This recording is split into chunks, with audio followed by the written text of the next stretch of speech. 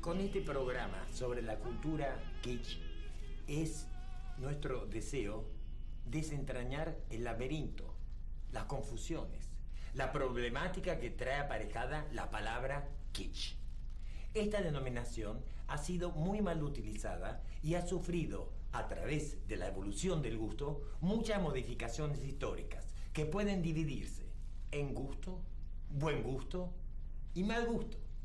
Mayormente, el buen gusto ha sido impuesto por las clases dominantes, que eran los reyes y los miembros de la nobleza quienes daban el ejemplo e imponían su concepto de gusto. El buen gusto se origina en Francia. Le bon goût o avoir le bon goût son expresiones que significan de buen gusto o tener buen gusto. También a través de lo estético y lo artístico, el artista puede imponer una forma intencional del mal gusto en la sociedad.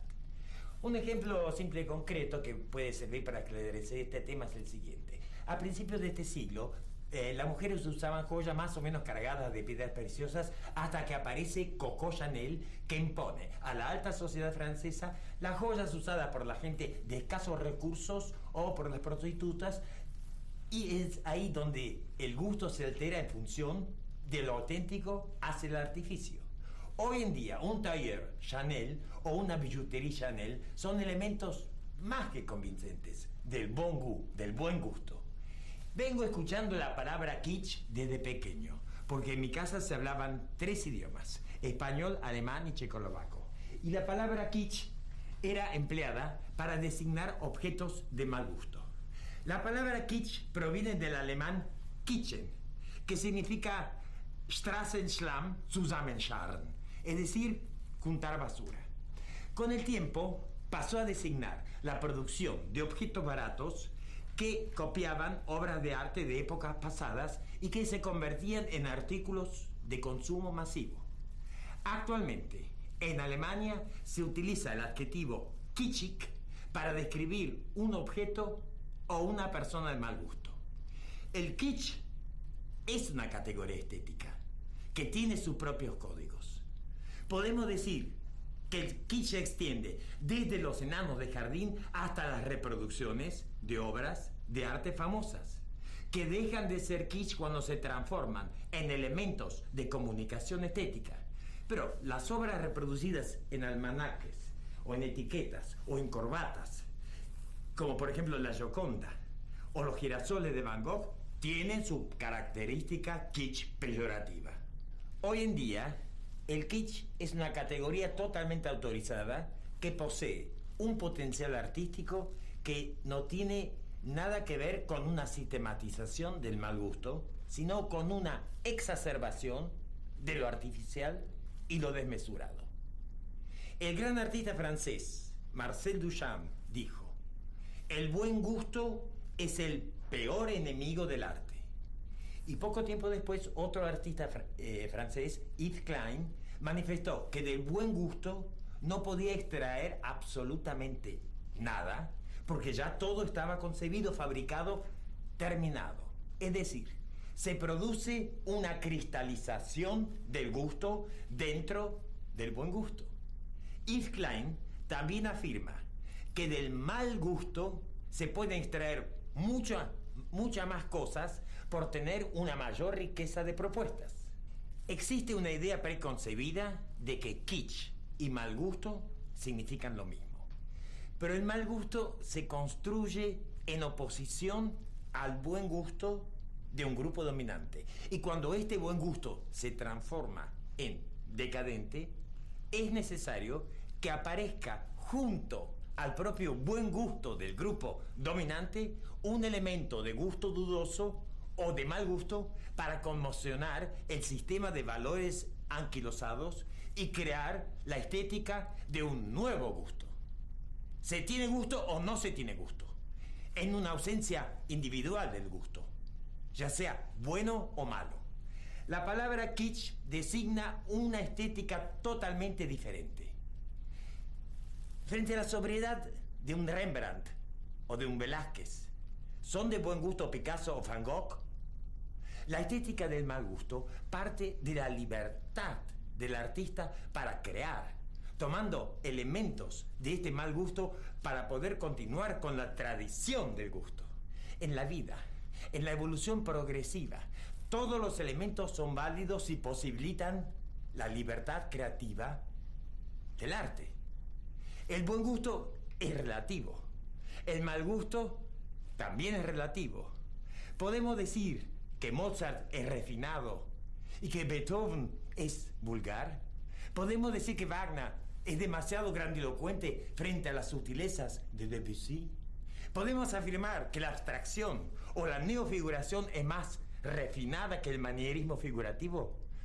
Entonces, ¿lo sobrio es de buen gusto y lo estridente de mal gusto? Paul Klee es buen gusto y Archimboldo porque es ilusionista, a pesar de que ha cambiado el gusto de concepto de efectismo en la pintura, ¿es de mal gusto?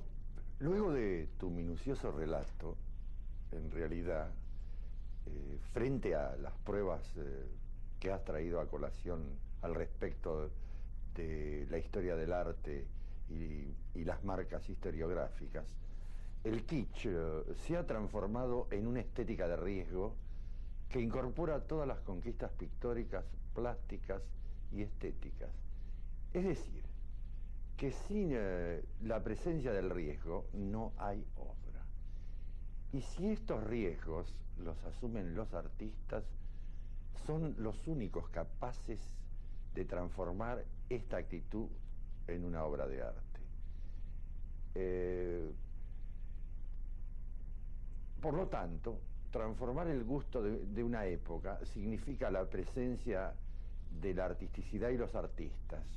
Y los artistas se manifiestan a través de sus profesiones, sean estos pintores, arquitectos, músicos, escultores, escritores, diseñadores o escenógrafos. Es decir, son elementos aleatorios que hacen a los usos y costumbres de convivencia dentro de un gusto que se va modificando a través de las modas, de las tendencias, de las propuestas de los propios artistas. Hoy en día, la estética kitsch va mucho más allá del mal gusto y se ha transformado en realidad en una propuesta absolutamente revulsiva, Federico. Es decir, existe una unificación que produce un consenso, ya sea a nivel de élite o a nivel popular. Y entre estos dos polos se construye el gusto, donde el kitsch es una estética en sí misma. Hoy en día no se puede tomar la palabra kitsch como se utilizaba antiguamente, porque entró en una categoría estética de nuestra contemporaneidad. Cuando se dice que una obra roza el kitsch, es como cuando se dice que roza la genialidad o la grandeza.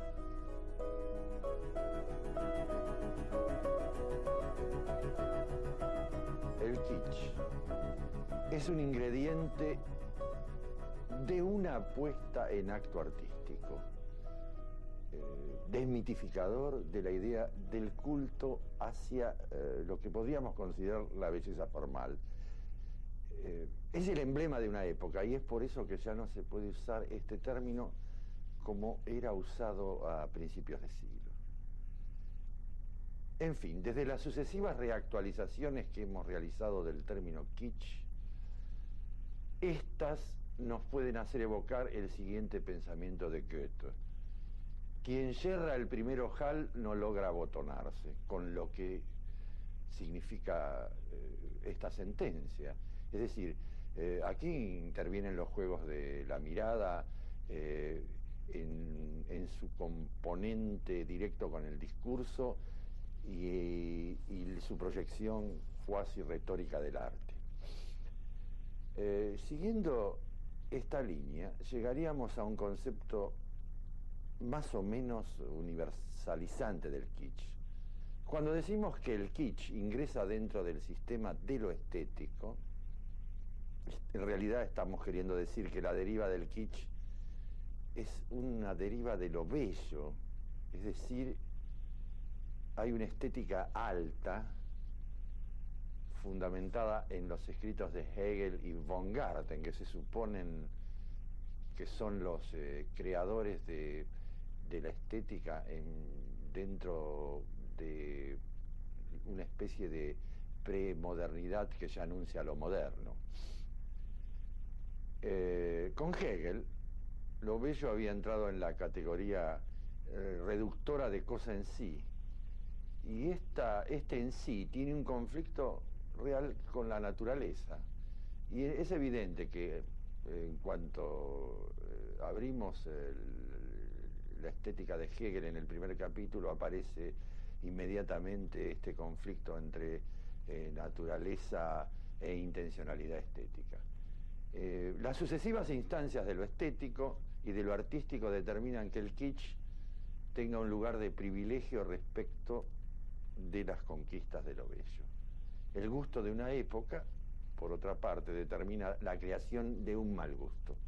Esto es lo que sucedía alrededor de 1870 con los comerciantes ingleses y alemanes que iban a comprar a Italia y Francia bocetos, réplicas de obras famosas, menagerie económica que imitaba la porcelana de Sèvres, y la incorporaban a la estética sajona. Entonces, esa transferencia de un gusto local a otro gusto más generalizado determinaba que se pudiera hablar de un concepto universal de lo que es el kitsch. Por otra parte, con el correr del tiempo, hubo tantos conflictos dialécticos respecto del gusto en el arte, donde se alternó el gusto del objeto, el gusto de la pintura y el gusto de la cultura con su aparente desaparición, que también el kitsch comenzó a jugar un rol sustitutivo, pero esta vez irónico. Esto es un poco lo que está pasando en la actualidad respecto de la acepción que le debemos dar al término kitsch.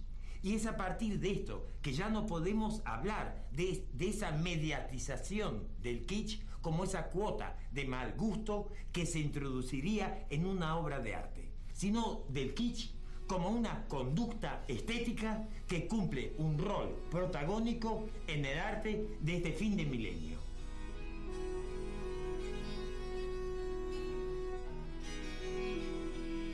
Entre los primeros antecedentes de una incorporación de elementos del kitsch dentro del arte contemporáneo, podemos mencionar a Salvador Dalí y a René Magritte.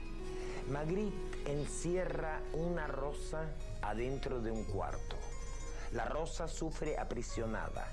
La rosa tiene espinas y cada espina es una daga. En el caso de Dalí no es necesario dar un ejemplo.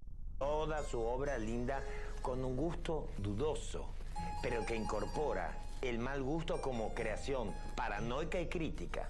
Luego el pop art fríamente rescata y se apropia de elementos del kitsch. Andy Warhol decía que los colores chillones son los colores más hermosos del mundo y realiza una obra con una imagen post-mortem de Marilyn Monroe en negativo con los colores más estridentes de la escala pictórica. Está Cindy Sherman fotógrafa que se retrata a sí misma adoptando disfraces y maquillajes grotescos en situaciones de gran teatralidad, de un gusto espantoso según las convenciones de hace 30 o 40 años atrás, y que crea escenas fantásticas, llenas de sugestión, de fuerza conmovedora a través de la deformación de la anatomía humana. También podemos mencionar los trabajos fotográficos de Laurie Simmons, que registra escenas del sueño americano, protagonizadas por muñecos que se sumergen en piscinas idílicas como las pintadas por Hockney. La cumbre de la estética neo-kitsch es la obra de dos artistas franceses que trabajan juntos, Pierre y Gilles. Pierre hacía fotos en blanco y negro y Gilles era pintor. Ambos se unieron y realizaron una conjunción de estas dos técnicas. Las imágenes de Pierre y Gilles se inscriben en una reactualización del manierismo.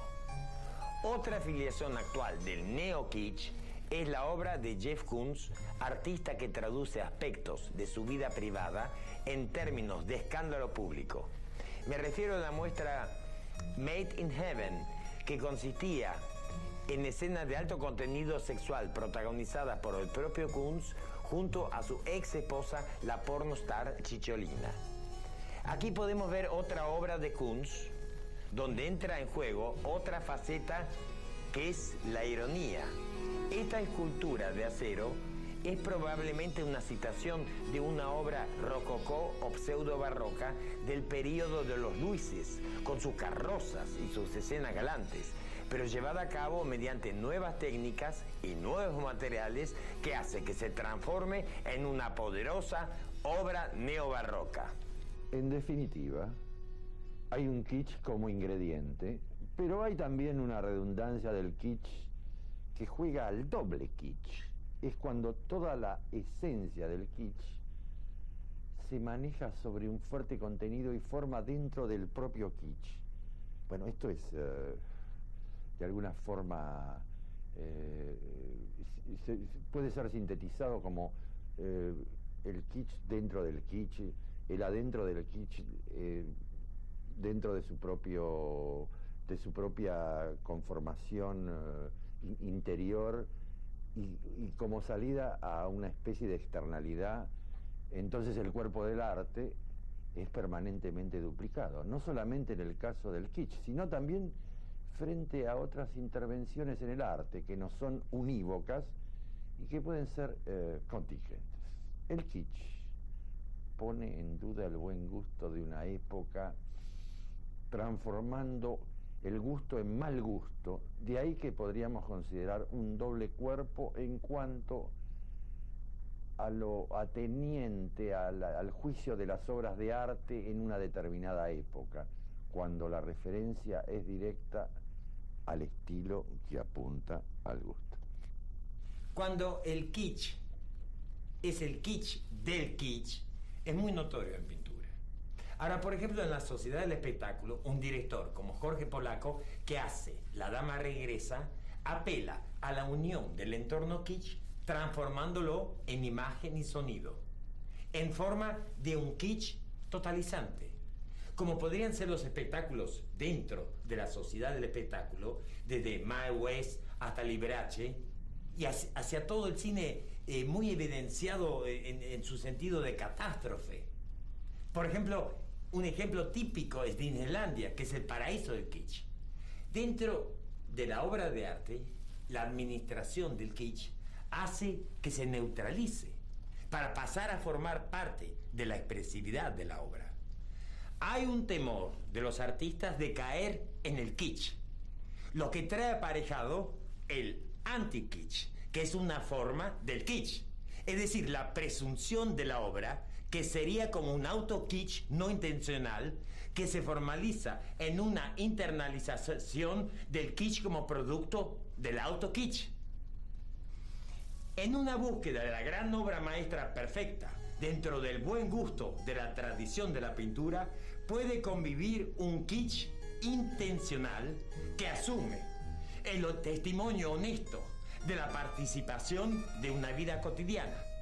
El kitsch no significa vulgaridad, sino que está presente incondicionalmente en las obras de arte como citación, como necesidad de elevar la temperatura del nivel iconográfico para deformar la pantalla del cuadro con la finalidad de atraer al espectador, es decir, desfondar la superficie para llegar al mundo y para comunicarse con la sociedad.